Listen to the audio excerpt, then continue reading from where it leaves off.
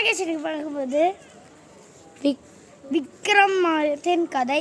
இந்த கதை ரொம்ப பழமையானது. பார்த்துக்கோங்க. ஒரு சாப்டர் மட்டும் படிக்க போகிறோம். Advance hall happy new year. Once happy new year. இப்போ வந்து நம்ம கூட நடிக்கிறதுக்கு யாரெல்லாம் வந்திருக்காங்கண்ணா? எங்கள் ஃப்ரெண்ட்ஸ் வந்திருக்காங்க. இப்போ வந்து இவங்க கூட தான் நம்ம நடிக்க போகிறோம். இந்த பெருசாக இருக்காங்க. இவங்க பேர் எபேன், இவங்க பேர் அபி. நாங்கள் இப்போ விக்ரமாதித்தியன் கதை நடத்த போகிறோம். ஃபஸ்ட்டு சாப்டர் நம்ம முடிச்சுட்டு செகண்ட் சாப்டர் இப்போ நம்ம அடுத்ததான் நெக்ஸ்ட் பார்ட். இப்போ திருப்பி ஹலோ காய்ஸ், நாங்கள் வந்து இப்போ விக்ரமாதித்தியன் கதை எடுக்க போகிறோம். நீங்கள் வந்து அதை பார்த்து சந்தோஷமாக இருங்க. Happy new year. Happy new year. Hello guys, இப்போ விக்ரமாதித்தியன் கதைக்கு எல்லாரும் நிற்க போகிறாங்க. ஸ்டார்ட் பண்ணலாம்.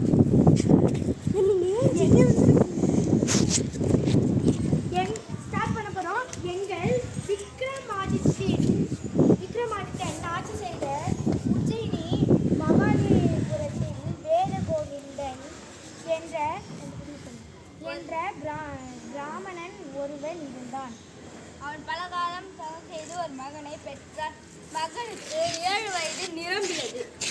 அவன் கடலில் குளித்து வர சென்றான். கடலில் நீராடி கொண்டிருக்கையில் சுறாமீன் ஒன்று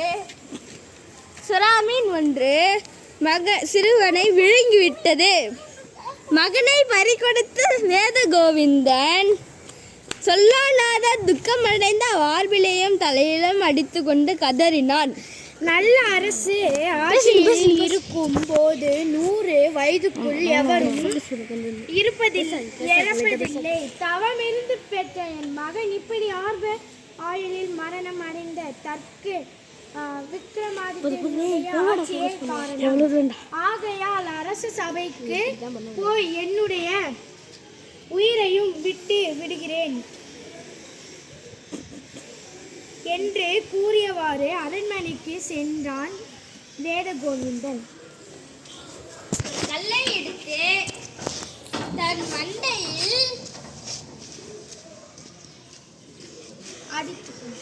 அடித்து கொண்டான். ரத்தம் பெருகியது. ஆராய்ச்சி மணியை அடித்தான். கண்ணண்டியில பெல்லடி. அந்த மணி ஒலி காதில் அந்த மணி ஒலி காதில் விழுந்ததும் விக்ரமாதித்யன் திடுக்கிட்டான். அந்த மணி ஒலி காதில் விழுந்ததும் விக்ரமாதித்யன் திடுக்கிட்டான். உடனே பட்டியை அழைத்து நம்முடைய ஆட்சியில்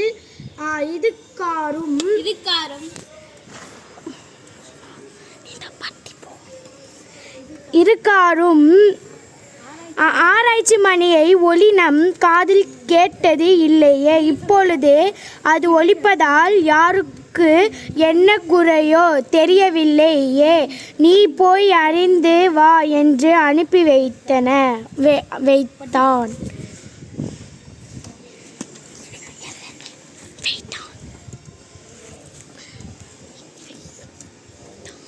ஆராய்ச்சி மணியை அடித்து கொண்டிருந்த பிராமணனை பட்டி வந்து பார்த்து, எதற்காக மணியை அடிக்கிறாய்? உனக்கு என்ன குறை? நீ யார் என்று கேட்டான். என் பெயர் வேத கோவிந்தன்.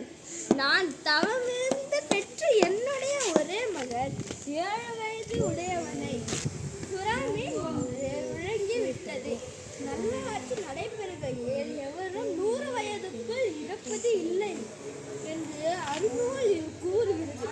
என்னுடைய மகனின் தவறியதே காரணமாகும். ஆகையால் மீது தவறிய இந்த ஆட்சியில் நானும் இருக்க விரும்பவில்லை என்று கூறிக்கொண்டே தன் தந்தையை நெருத்து கொள்ள முற்பட்டான். பிராமணனின் தற்கொலையை முயற்சியை தடுத்து நிறுத்தி, பிராமணரே, அவசரப்பட வேண்டாம், உன் மகனுடைய உயிரை மீட்டு தருகிறோம் என்று பட்டி ஆறுதல் கூறி அவனை விக்ரமாதித்யனிடம் அழைத்து கொண்டு சென்றான். சென்று விவரத்தை கூறினான். சென்று விவரத்தை கூறினான்.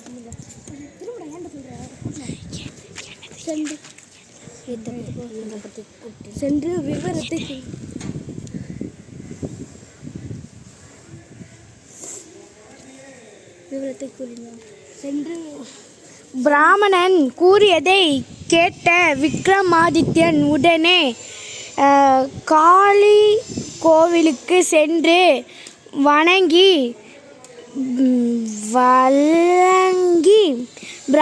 பிராமணன் குறையை தீர்க்கும்படி வேண்டினான்.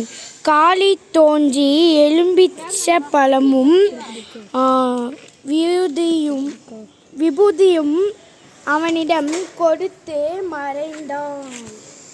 விக்ரமாதித்யன் காளி கோயிலிருந்து நேராக அரண்மனைக்கு வந்தான். அவனுடைய நாடு 6 மாத ஆட்சியானது அன்றுடன் முடிகிறது. அடுத்து காட்டு செல்ல வேண்டியிருப்பதால் பட்டியிடம் முத்திரை மோதிரத்தை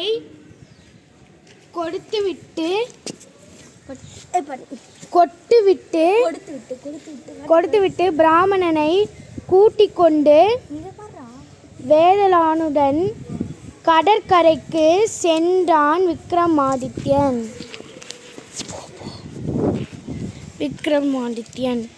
கடலில் நீ குளித்த இடத்தை காட்டு என்று பிராமணனை கேட்டான்.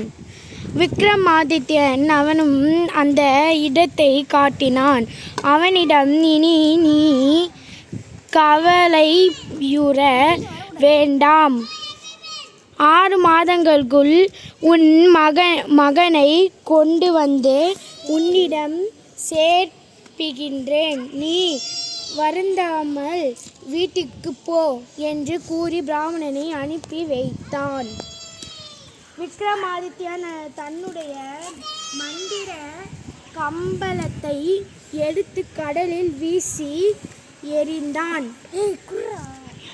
தெப்பம் போல் அது இருங்கப்பா பாருங்கப்பா தரமாட்டான். அதுதான் தெப்பம் போல் அது மிதந்தது. அதில் ஏறி அமர்ந்து கொண்டு கடலை கலங்கினான். என்ன பின்னாடி தள்ளுங்க. அப்பொழுது சுறாமீன்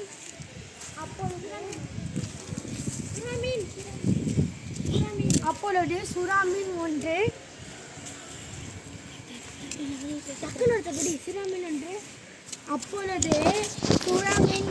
வேகமாக பாய்ந்து வந்தது.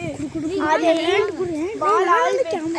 விடலாமா என்று விக்ரமாதித்யன் யோசித்துக் கொண்டிருக்கையில் அது அவனையே விழுங்கிவிட்டது. விக்ரமாதித்யன் மீன் வயிற்றினுள் சென்றதும் அது ஒரு பெரிய நகரமாக இருப்பதை கண்டான். அங்கே மாளிகை கூட கோபுரங்கள்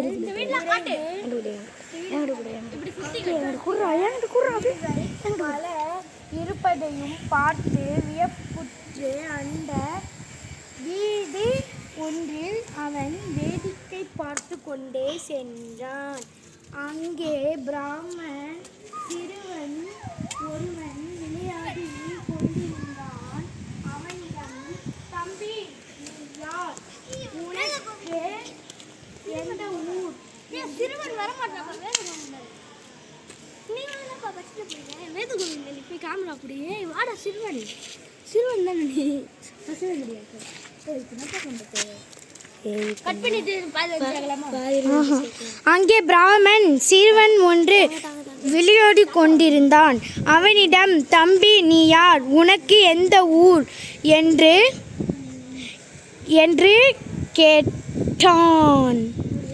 என்று கேட்டான் விக்ரமாதித்யன். நான் உஜ்ஜயினி மகாபலிபுரத்தில் உள்ள பிராமணன் வேதகோவிந்தன் என்பவரின் மகன் என்று கூறினான். தன்னுடைய மந்திரவாளை கொண்டு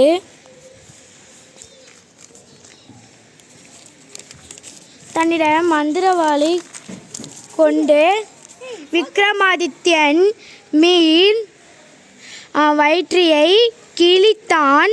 சிறுவனின் வகையை பற்றியவாறு வெளியே வந்தான்.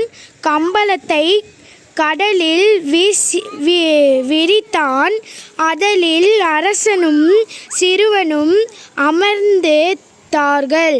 கம்பளம் மிதந்து கொண்டே புட்கரம் என்னும் தீவை அடைந்தது.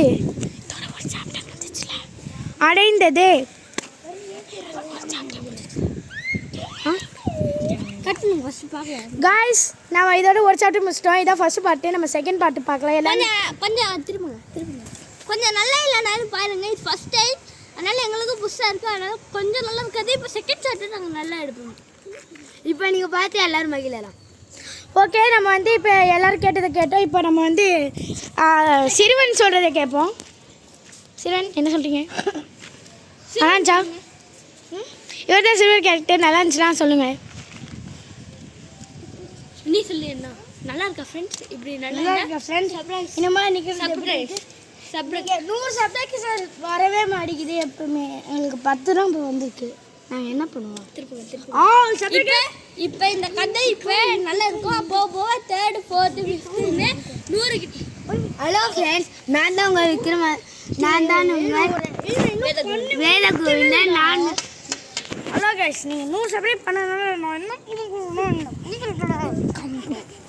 சரி காய்ஸ், நம்ம எல்லாம் சரியாக கேட்டாச்சு. இவர் தான் வேதகோவிந்தன், இவர் தான் விக்ரமாதித்யன். என்ன சொல்கிறாருன்னு கேளுங்க. சரி காய்ஸ், நம்ம இதோட ஒரு ஃபஸ்ட்டு பார்ட் முடிச்சுக்கலாம். இதை பிடிச்சா லைக்கு, சப்ஸ்கிரைப்பு கூட பெல்லு எல்லாமே கமெண்ட் எல்லாமே பண்ணிடுங்க. பாய், எல்லாரும் பாய் சொல்லுங்க. சொல்லுங்க. பாய்.